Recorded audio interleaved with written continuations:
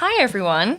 We thought it was a really nice opportunity to speak to you, just us two, about preceptorship, what's going on in the world of preceptorship, and Give you some updates, I guess, on what's going on with us and our programme. So a warm welcome to episode 6. Wow. I'm Hannah, For those of you who don't know. just in case you've forgotten. And I am Felicity. So we are your preceptorship leads here. I guess we should start off with our exciting bit of news. I'm going to do a little drum roll. We are excited to announce that We've been nominated for a CAHPO Award. Woohoo! So for those that are unfamiliar with the term CAHPO, that's Chief Allied Health Professions Officer, which is Suzanne Rasterick, our Suzanne. And we've been nominated for a Digital Practice Award for the portal that we use as part of our preceptorship offering. There's been a few changes and updates since last year, and we were thrilled to be nominated last year, so really pleased that we've been recognised for the developments that have been added to the portal. We'll kind of go through some of those updates with you today.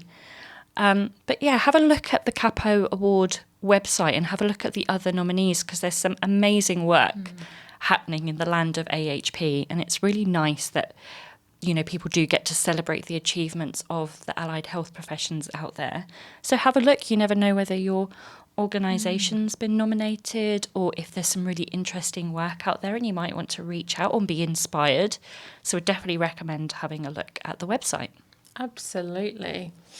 I guess our main updates in terms of our portal, our biggest one from last year is the Preceptor login. Absolutely. So we have a space now for our wonderful preceptors to have access to the portal and their preceptees portfolio. So we actually link them so they can see all of their uploads, they can review them, they can approve them. So they don't actually have to be sitting next to that individual to be able to see what they've uploaded in terms of their competencies. And just to add to that, we really recognise the work that preceptors are doing. So we've really recently launched a preceptor certificate as well. Yes. Just really nice to recognise that actually the preceptees obviously done their preceptorship, but you've supported them through maybe part or all of their journey. And now with the work that you're putting in with the portal and signing off the competencies, it's really nice for it to be reflected in your CPD. So you'll also get a certificate, those preceptors out there. Absolutely. Yeah, we're sending our first 3 out in the post today, aren't we? Nice little batch. Yeah. Got so many updates, we're desperate to talk at the same time. So we've also launched not only the preceptor side of things, but a forum. And the forum is just been launched this year, and there's a few sections within that, but you can maybe start your own topic. It's a chance for you to maybe introduce yourself, network, get to know the other preceptees out there.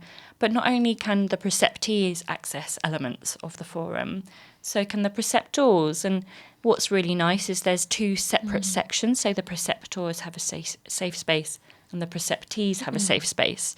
But there are some combined topics as well. And it may be really useful if you're struggling with ideas for a competency, or maybe you've developed a piece of evidence and you think that might really help someone and you want to share it. And, sharing your learning is really nice anyway, because you'll obviously get a bit of recognition for it. But also it may really inspire people that are struggling with their journey but don't know how to ask the question. So the forum is also available. And we add topics in there following meetings, so we're obviously very fluid with that if people want topics added. But recently we've had some really great discussions on our meetings. Yes. We celebrated Pride Month and we added LGBTQ plus support and networks that people can link in with. We've also just had a session around Band 5 supporting students. And then also welcomed our wonderful Shine colleagues talking about neurodiversity and how we can support not only our students, but our workforce. And potentially our service users. Absolutely, yeah. So we've added in those topics of discussion on our forum. And I suppose the other thing with the portal is, of course, now the calendar section is getting more full. We've had more meetings. There's more things to look back on. We've put the podcast on the webpage, so you can listen back to previous podcasts. You'll be able to listen to this episode. So all of our updates are really, that's our central point. We do also, of course, as you guys know, love social media and really like to use that to advertise the updates. But the portal's had so much work on it, and there's still more things that we're working on, and just a little taster of what's to come. We're looking at being able to compile all of the evidence that you upload so that you can put it into one PDF. And when you've completed the programme, and if you do beyond preceptorship as well, potentially, add that in. We're looking at getting that as one PDF for your portfolio. So it's going to be a bit more of a compressed file, and it can follow you around, and you'll be able to utilise that not only as a CPD, but going forward for, potentially looking at interviews and showcasing your work. So, yeah, more updates to come, but that's just a snippet. A little snippet. Yeah. And also just linking in with digital practice is the fact that we've been able to expand this programme out to our national partners, and we're really proud to say that we've got 16 plus partners now, and that's all via a digital platform. This wouldn't have been possible if we weren't working virtually, and we have shown how well it can work virtually, and how we've been able to link everyone who is newly qualified and also preceptors via a virtual platform, and how that sense of community is so strong, even though we're not in person with each other. That's just something we're really proud of, and something that we're going to continue to expand on. And it's not only our NHS organisations that we're welcoming onto the programme, we're linking in social care, local authorities. We know that there's not many Band 5s at all that start within local authorities, so the fact that they're joining in with a bigger community, they're going to really have that sense of belonging, their peers that they can talk to, they can talk about all of their anxieties and worries. So, yeah, we're really proud that that's going to continue to expand, and that network is growing. Yeah. And you may be, you mentioned the local authority, so you may be one of the only Band 5s or the only Band 5. But the great thing about the network is, even if you're a Band 5 amongst other Band 5s or in a bigger team, you may be having those kind of imposter syndrome, that feeling of isolation. So it's really nice to network nationally with others, and you're not alone. These feelings of imposter syndrome or whatever emotions you're going through, the chances are somebody else is experiencing that. So to be able to network with others nationally, it's not just a local problem. People everywhere are feeling that. So you can network with others, and you never know, you might meet somebody on a meeting that you went to uni with. And that's happened before. It's happened before.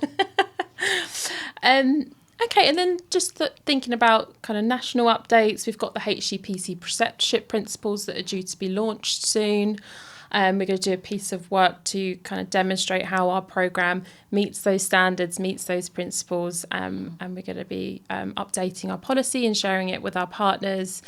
And also, just talking about our expansion, if there are any organisations that are curious about their preceptorship offer, maybe you're a bit of a smaller organisation, so implementing your own preceptorship may be a little bit more difficult, please do reach out to us and, let us know how we can support you.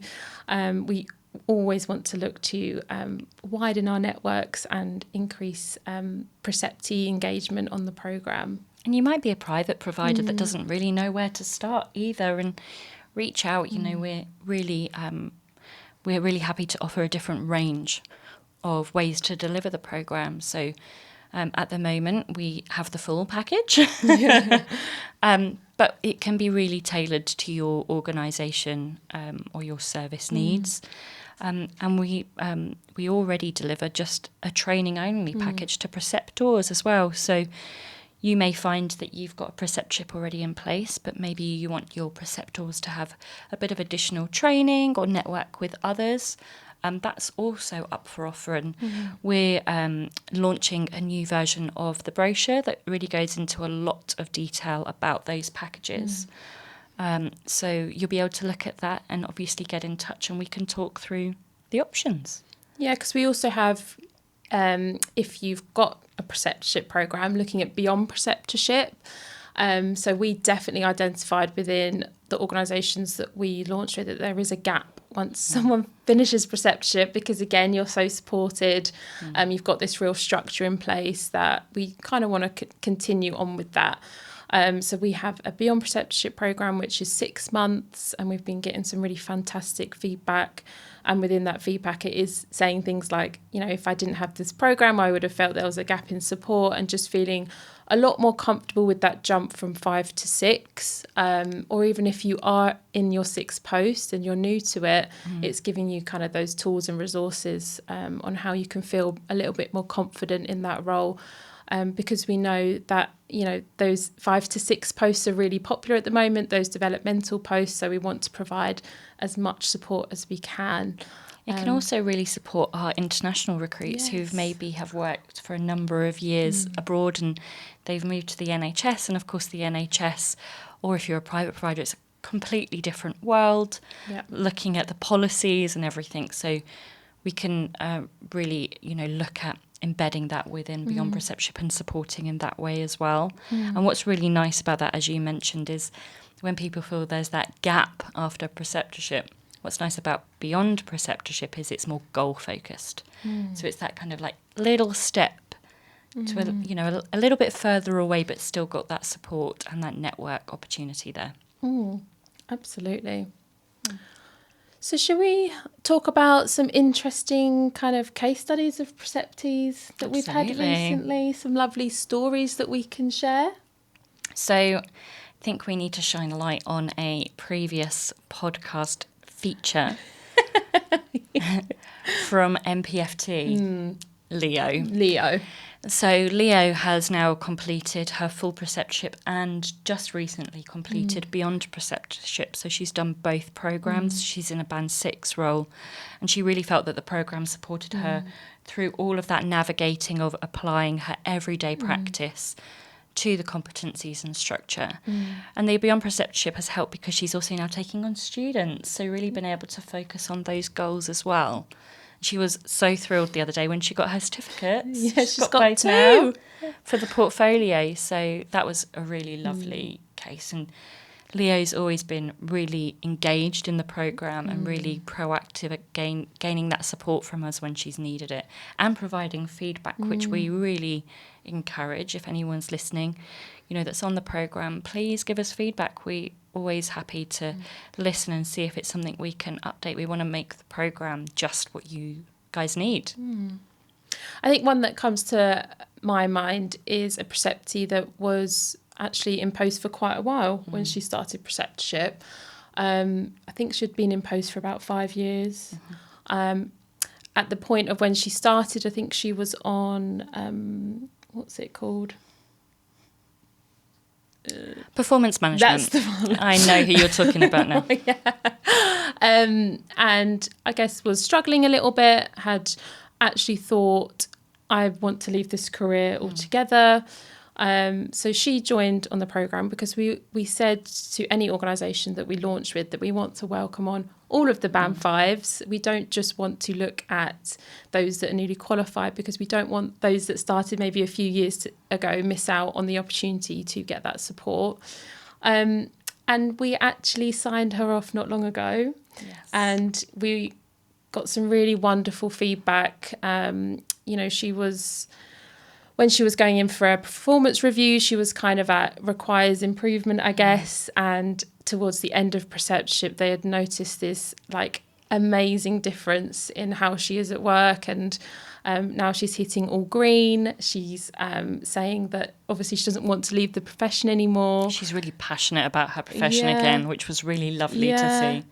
And proud of herself. Yeah, and she's looking now for Band 6 roles. She said, I was never interested in going for a Band 6. I always just wanted to stay at my Band 5. And also now supporting others. So supporting therapy, I think it was an apprentice actually. And she showed her wonderful feedback that she had, the apprentice had given to our preceptee about how she found her time with her. And you could just really see the change in her, and going through that programme and that process and that structure really meant that she hadn't, she didn't leave the profession. She's still she was retained Yeah, in a vocation that she had obviously really wanted to join. Yeah, absolutely. And the fact that she's enjoying Really her nice. role again, and ultimately that is the goal. So we always want to welcome those that are band fives that have been maybe band fives for quite some time, because preceptorship, this is what the national team, the HCPC, are looking at. It's more kind of that transition rather than just focusing on those that are newly qualified. So that's the one that really sticks out in my mind. And I've just got one more. Oh, yeah. And this is an occupational therapist who spent almost 3 years doing the programme. And that's fine. That was the pace that he needed, the support he needed. He did have shared parental leave in that time. So, did have a bit of a more prolonged break as well. And he was rotational. It was going through a number of settings. And he signed off last week. Yay. And on reflection, the thing that really stood out about what he said was that he'd built it up in his head. And, I was regularly meeting with him, and actually he said he didn't know why he built it up in his head, and actually he was really grateful for the support and that there was no rush. He took it at the pace that he needed. And that's another thing I just really want to strongly encourage, that we know that the recommendation is for preceptorship to be a year, but everybody's needs are different. Your learning style might be really different. There's personal circumstances. We can really make sure that you are supported through the whole journey that you need. And it's not a race. And that I just really want people to remember that it's not a race. You take it at your own pace. This is your career. We want you to be really passionate about your career and, think about the longevity of your career. There's no race, and we will support you throughout. Yeah, and I think that's something that we've found, like some preceptees will go through dips where preceptorship isn't their top priority because there is other stuff that goes on, your clinical pressures or paternity leave, like that's a huge kind of life change for you. So that's why we are so flexible with our time frame. And exactly as Hannah said, everyone goes at their different paces. So we are fully in support of that. And it was great that he was able to be signed off. Yeah. And well done to you for providing thank the you. support, because he did also mention that. He did. He said, it was due to you, really encouraging. I was the anchor. Yeah. Oh, yeah, he said that. I was the anchor. You were the anchor. I was the anchor. Yeah, that can be your nickname. Anchor. Hannah the anchor. I'm like an anchor man right now. I'm the anchor. So that's basically just a little update from us, and also kind of the national side of things. We would love to talk to anyone that was interested or wants to hear any more stories. Obviously, we've got AHP's Day coming up on the 14th of October, so we are very excited to celebrate. Well, you are very excited to celebrate AHP's Day. I'm actually getting married on AHP's Day. I'm a true AHP. Through and through. We will be doing other celebrations, of course. Yeah. Not just Felicity getting married. So keep an eye on the socials for what we're going to be doing. We're going to be really also looking at some stories of AHPs from all different bandings and all different backgrounds, and really capturing the amazing work that AHPs do. So that, remember, AHP's Day, celebrate the work that you do, but also celebrate AHPs. We're the third largest workforce in the NHS, and we do some incredible work. We do. We do. We do. So, that's all from us. It's been wonderful chatting with you, just 2 on 1. 2 to 1. 2 to 1. And we'll catch up with you all soon. Bye.